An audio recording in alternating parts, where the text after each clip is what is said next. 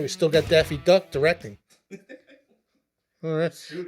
Goofy is shooting. Goofy is behind the camera. All right.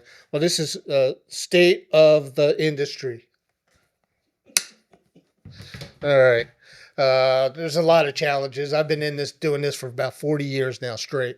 Um, been in there even longer. Working with dad since I was a teenager, and been around cars my whole life. And uh, the last 4 or 5 years have been getting tougher.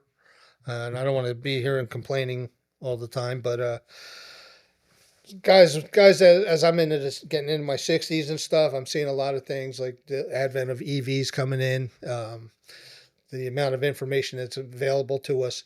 It's really making it tough to operate. So I'm going to eventually have the young guys take the business and go from there. So yeah, but in the meantime, there's those challenges that we have to put up with for right now, at least.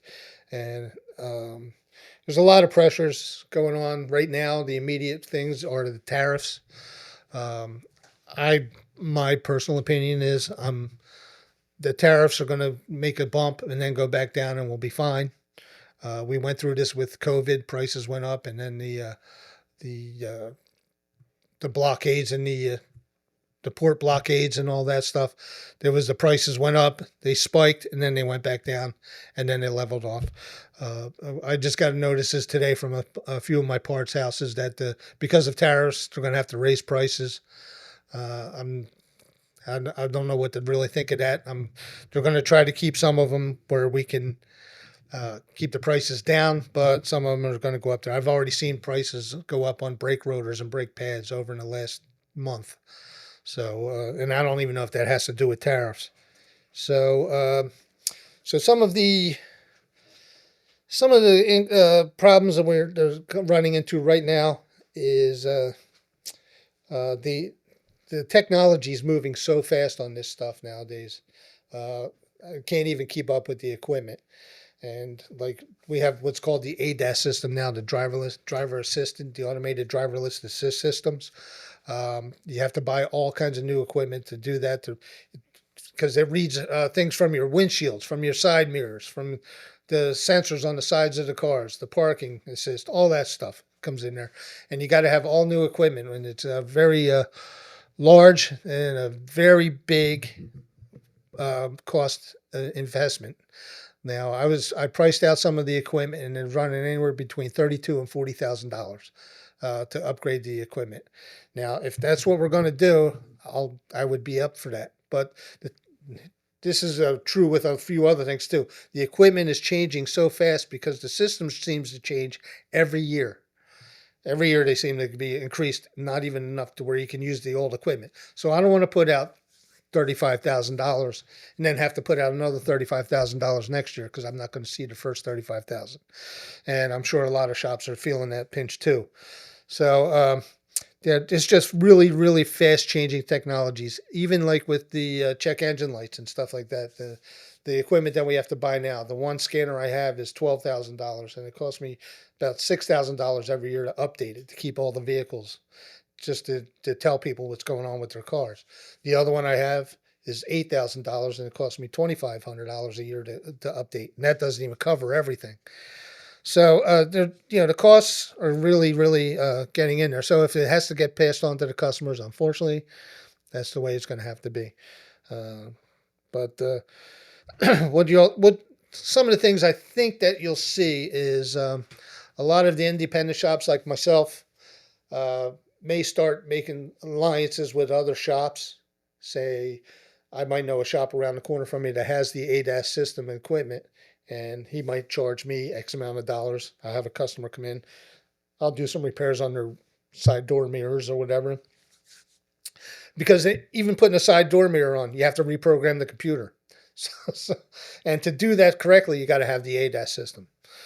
So what we'll see is maybe some shops teaming up together, and you do this, I do that, which is okay to a point, but it might create a problem with the workflow and stuff down the road. But yeah, those are some of the things that we have to see what's coming up. Hopefully that's off for a while, but I'm starting to see some of it now. I'm trying to think. Technician shortage. That's a big thing. A lot of guys are just not getting into the business anymore. Seemed like when I was a kid, everybody wanted to work on a car.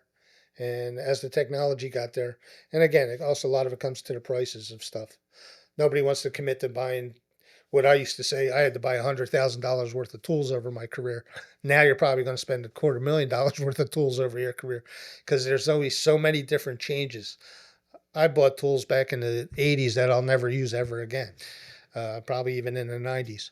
Um, so, yeah, a lot of the guys are just not getting into the business. It's not a bad industry to get into, but just prepare yourself for the hybrids and EVs and stuff, and go to college for or school for it. I mean, you don't have to go to college. You can go to school for it. There's a lot of good schools out there that are teaching EVs and hybrids. So get into it because as the shortage goes down, the pay scale will go up. As the shortages get there.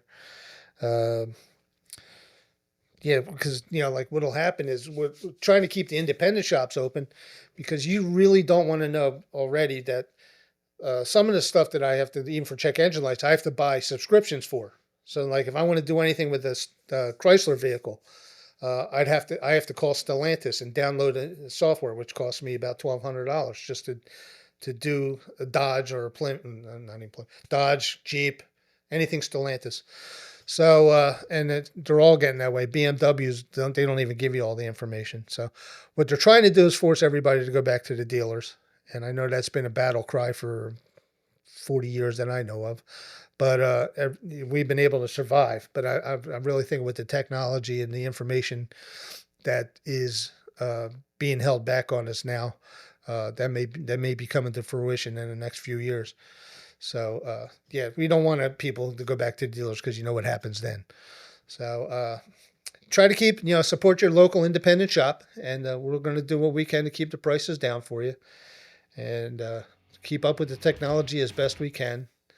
And I'm going to do my part. So trying to think. Yeah, the automakers are really putting it out there that we're not going to be able to work on these cars. So to all the customers out there, keep us going. We'll keep you going. And everybody have a good day. And as always, peace out.